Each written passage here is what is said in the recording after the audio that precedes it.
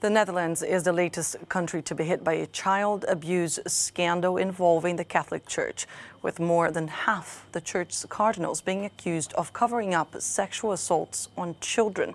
For more on yet another attack for the Catholic, another scandal rather for the Catholic Church, let's cross live now to Rome, where we're joined by our correspondent Claudio Lavanga. Ciao, Claudio. What more can you tell us about the allegations leveled against the Dutch Catholic Church?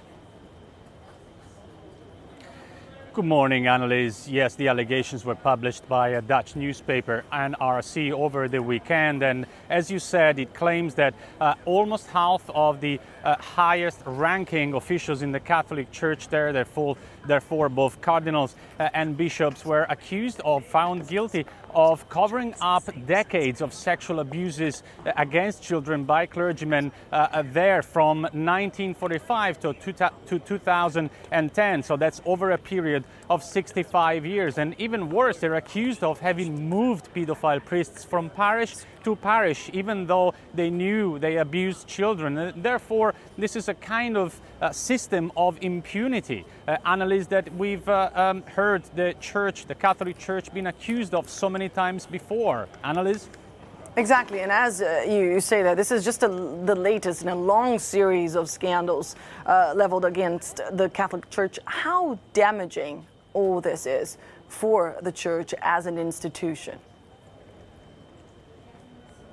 Well, that's right, Annelies. I mean, not a single day seemed to go by without new revelations of widespread and large-scale scandals of this kind. As you said, I mean, first it was the Netherlands over the weekend, then it was on Saturday a Chilean priest, a popular Chilean priest, well-known in Chile, forced to step down and defrocked by Pope Francis because he was accused of having abused children. And then last week, if you remember, it was Germany. A report claimed that thousands of children were abused by thousands of priests over decades, not to mention a similar case in Pennsylvania. And as you said, well, going back to your question, every time a revelation of this kind, a scandal of this kind is made public, well, that's a major blow not only to the credibility of the Catholic Church, but also to Pope Francis specifically, because since the beginning of his pontificate more than 5 years ago, well, he condemned these abuses by clergymen against children many times. And also, most importantly, he claimed that he was going to make those responsible accountable, whatever their ranking, whether they were just normal priests or bishops or cardinals. Well, there are two problems here. Well, first of all, he's also accused now